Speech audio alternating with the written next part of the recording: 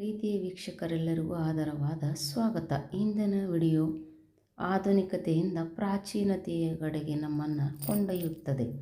ಮಾನವನು ಆದಿಮಾನವನಿಂದ ತನ್ನ ಸಂಘ ಜೀವನವನ್ನು ಪ್ರಾರಂಭಿಸಿದಾಗ ಆಹಾರ ಬೆಳೆಗಳನ್ನು ಸಂಗ್ರಹಿಸಿಡಲು ಪ್ರಾರಂಭಿಸಿದ. ಮೊದಲನೇದಾಗಿ ಮಡಿಕೆ ಕುಡಿಕೆಗಳಲ್ಲಿ ಆಹಾರ ಧಾನ್ಯಗಳನ್ನು ಸಂಗ್ರಹಿಸಿಡಲು ಪ್ರಾರಂಭಿಸಿದ. ಇಂದಿನ ಕಾಲದಲ್ಲಿ ನಾವು ಹೊಸ ಬಟ್ಟೆಗಳು, ಶೂಗಳು, ಬ್ಯಾಗ್ಗಳು, ಎಲೆಕ್ಟ್ರಾನಿಕ್ ವಸ್ತುಗಳು ಮತ್ತು ಮುಚ್ಚಿದ ಪೆಟ್ಟಿಗೆಗಳಲ್ಲಿ ಆಕ್ಸಿಜನ್ ಅಬ್ಸರ್ವರ್ಗಳನ್ನು, ಸಿಲಿಕಾನ್ ಜೆಲ್ ಪ್ಯಾಕೆಟ್ಗಳನ್ನು ಬಳಸುತ್ತಿದ್ದೇವೆ. ಬಟ್ಟೆ ಮತ್ತು ಬ್ಯಾಗ್ ಪೆಟ್ಟಿಗೆಗಳಲ್ಲಿ ಏಕೆ ಇಡುತ್ತಾರೆ? ತೇವಾಂಶ ಮತ್ತು ಕೆಲವೊಮ್ಮೆ ಆಮ್ಲಜನಕವನ್ನು ಕಡಿಮೆ ಮಾಡಲು ಈ ಆಕ್ಸಿಜನ್ ಅಬ್ಸರ್ವರನ್ನು ಬಳಸುತ್ತಾರೆ. ಬಟ್ಟೆಗಳಿಗೆ ಶಿಲೀಂಧ್ರಗಳು ಫಂಗಸ್ ಬರದಂತೆ ತಡೆಯಲು, ದುರ್ವಾಸನೆ ಉಂಟಾಗದಂತೆ ನೋಡಿಕೊಳ್ಳಲು, ವಸ್ತುಗಳು ಹಾಳಾಗದಂತೆ ಹೊಸದಾಗಿಯೇ ಮತ್ತು ಸುರಕ್ಷಿತವಾಗಿಡಲು ಇವುಗಳನ್ನು ಉಪಯೋಗಿಸುತ್ತಾರೆ. ಇಂಥ ವಸ್ತುಗಳಲ್ಲಿ 4 ಪ್ರಕಾರಗಳಿವೆ: silica gel, oxygen absorber, activated charcoal, desiccant. ಆಧುನಿಕ ಕಾಲದಲ್ಲಿ ಸಿಲಿಕಾ ಜೆಲ್ ಮತ್ತು ಆಮ್ಲಜನಕ ಹೀರಿಕೊಳ್ಳಲು ಪ್ಯಾಕೆಟ್ಗಳು ಬಳಕೆಗೆ ಬರುವ ಮೊದಲು ನಮ್ಮ ಹಿರಿಯರು ಭಾರತೀಯರು ಆಹಾರ, ಮನೆಯ ವಸ್ತುಗಳನ್ನು ಸುರಕ್ಷಿತವಾಗಿ ಸಂರಕ್ಷಿಸಲು ಹಲವಾರು ಸಾಂಪ್ರದಾಯಿಕ ವಿಧಾನಗಳನ್ನು ಬಳಸುತ್ತಿದ್ದರು.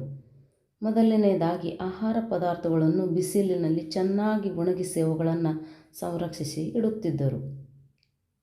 ಎರಡನೆಯದಾಗಿ ಬಟ್ಟೆ, ಆಹಾರ ಧಾನ್ಯಗಳನ್ನು ಒಣಗಿದ ನಂತರ ಬೇವಿನ ಎಲೆಯನ್ನು ಇಟ್ಟು ಅವುಗಳನ್ನು ಕೀಟಗಳಿಂದ ದೂರವಿಡಲು ಪ್ರಾರಂಭಿಸಿದರು. ನಂತರ ಆಹಾರ ಧಾನ್ಯಗಳಲ್ಲಿ ಒಣಗಿದ ಮೆಣಸಿನಕಾಯಿಗಳನ್ನು ಇಟ್ಟು ಅವುಗಳನ್ನು ಸಂರಕ್ಷಿಸುತ್ತಿದ್ದರು. ನಂತರದಲ್ಲಿ ಅರಿಶಿಣದಿಂದ ಸಂರಕ್ಷಿಸಲು ಪ್ರಾರಂಭಿಸಿದರು. ಬೂದಿ ಬಳಕೆಯನ್ನು ಕೂಡ ನಾವು ಕಾಣಬಹುದು. ಕಾಳುಗಳ ರಕ್ಷಣೆಗಳಲ್ಲಿ ಒಣ ಕಾಳುಗಳಲ್ಲಿ ಬೂದಿಯನ್ನು ಮಿಶ್ರಣಗೊಳಿಸಿ ಇಡುತ್ತಿದ್ದರು. ಆಹಾರ ಕಾಳುಗಳು ಕೆಡದಂತೆ ಇಡಲು ಲೋಹದ ಪಾತ್ರೆ ಮತ್ತು ಮಣ್ಣಿನ ಪಾತ್ರೆಗಳನ್ನು ಉಪಯೋಗಿಸುತ್ತಿದ್ದರು. ಇನ್ನು ಬಟ್ಟೆಗಳನ್ನು ಸಂರಕ್ಷಿಸಿಡಲು ಬಟ್ಟೆಗಳಲ್ಲಿ ಕರ್ಪೂರಗಳನ್ನು ಬಳಸುತ್ತಿದ್ದರು. ಈ ಸಿಲಿಕಾ ಜೆಲ್ ಮತ್ತು ಆಕ್ಸಿಜನ್ ಅಬ್ಸಾರ್ಬರ್ ಮತ್ತು ಆಕ್ಟಿವೇಟೆಡ್ ಚಾರ್ಕೋಲ್, ಡೆಸಿಕ್ಯಾಂಟ್ ಬಗ್ಗೆ ಇಷ್ಟೊಂದು ವಿವರಣೆಯನ್ನು ನೀಡಿದ್ದು, ಇದೊಂದು ಹೊಸ ಬಾಟಲನ್ನು ನೋಡಿದಾಗ ಆಶ್ಚರ್ಯಕರ ಸಂಗತಿ ಒಂದು ಬೆಳಕಿಗೆ ಬಂತು. ನೀರಿನ ಬಾಟಲ್ ಒಂದನ್ನು ಖರೀದಿಸಿದಾಗ ಆ ಬಾಟಲ್ನಲ್ಲಿ ಆಕ್ಸಿಜನ್ ಅಬ್ಸಾರ್ಬರ್ ಬದಲಿಗೆ ದೇಶೀಯ ವಸ್ತುವಾದ ಲವಂಗವನ್ನು ಬಳಸಲಾಗಿತ್ತು. ಈ ಲವಂಗದಿಂದ ವಸ್ತುಗಳಲ್ಲಿ ಯಾವುದೇ ಕ್ರಿಮಿಕೀಟಗಳು ಉತ್ಪತ್ತಿಯಾಗುವುದಿಲ್ಲ. ಲವಂಗದಿಂದ ಅನೇಕ ಸುರಕ್ಷಿತ ವಿಧಾನಗಳನ್ನು ನಾವು ಬಳಸುವುದನ್ನು ನೋಡಿದ್ದೇವೆ. ಇದು ಪುರಾತನ ತಂತ್ರಜ್ಞಾನವಾಗಿದ್ದು ಇತ್ತೀಚಿನ ದಿನಗಳಲ್ಲಿ ಬಹಳ ಪ್ರಚಲಿತವಿದೆ.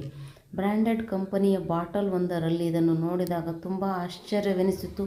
21ನೇ ಶತಮಾನದಲ್ಲಿದ್ದರೂ ಭಾರತೀಯರು ತಮ್ಮ ಪುರಾತನ ಸಂಸ್ಕೃತಿ, ತಮ್ಮ ಧರ್ಮ, ಕಲೆ, ಆಚಾರ ವಿಚಾರಗಳನ್ನು ಯಾವುದನ್ನೂ ಮರೆತಿಲ್ಲ ಮತ್ತು ನಮ್ಮದನ್ನು ನಾವು ನವೀನವಾಗಿ ಕಂಡುಕೊಳ್ಳುವ ಹೊಸ ವಿಧಾನವನ್ನು ನೋಡಿ ನನಗೆ ತುಂಬ ವಿಸ್ಮಯ ಅನಿಸಿತು. ಇದೇನು ತುಂಬ ಹಳೆಯದಾದ ಅಥವಾ ವಿಚಲಿತಗೊಳಿಸುವ ವಿಡಿಯೋ ಅಲ್ಲದಿದ್ದರೂ ಕೂಡ ನಮ್ಮನ್ನು ನಾವು ಪ್ರೇರೇಪಿಸುವ ಮತ್ತು ದೇಶೀಯ ವಸ್ತುಗಳನ್ನು, ದೇಶೀಯ ಸುರಕ್ಷಿತ ಮಾರ್ಗಗಳನ್ನು ನವನವೀನವಾಗಿ ಕಂಡುಕೊಳ್ಳುವ ಹೊಸ ವಿಡಿಯೋವನ್ನಾಗಿ ನಾನು ಇದನ್ನು ಮಾರ್ಪಡಿಸಲು ಬಯಸುತ್ತಿದ್ದೇನೆ. ನಾವು ಭಾರತೀಯರು ಎಷ್ಟೋ ಆಧುನಿಕತೆಯನ್ನು ಅಳವಡಿಸಿಕೊಂಡು ನಮ್ಮತನವನ್ನು ನಾವು ಬಿಡಬಾರದು.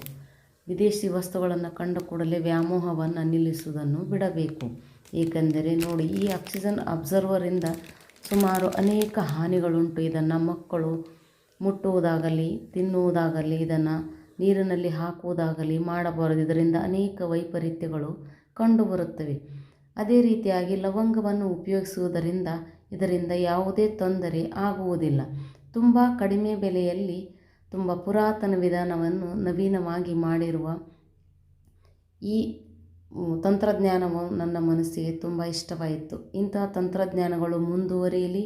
ಭಾರತೀಯ ತಂತ್ರಜ್ಞಾನವು ತುಂಬ ಪುರಾತನವಾದ ತಂತ್ರಜ್ಞಾನವಾಗಿದ್ದು ನವೀನತೆಗೆ ನಮ್ಮ ಮನಸ್ಸನ್ನು ಸೂರಿ ಹೋಗುವ ಅನೇಕ ಇಂಗ್ಲೀಷ್ ತಂತ್ರಜ್ಞಾನವನ್ನು ಅಳವಡಿಸುವುದನ್ನು ಕಡಿಮೆ ಮಾಡಿ ಭಾರತೀಯತನವನ್ನು ಉಳಿಸೋಣ, ಬೆಳೆಸೋಣ ಎಂದು ಹೇಳುತ್ತಾ ಈ ವಿಡಿಯೋವನ್ನು ಕೊನೆಗೊಳಿಸುತ್ತೇನೆ.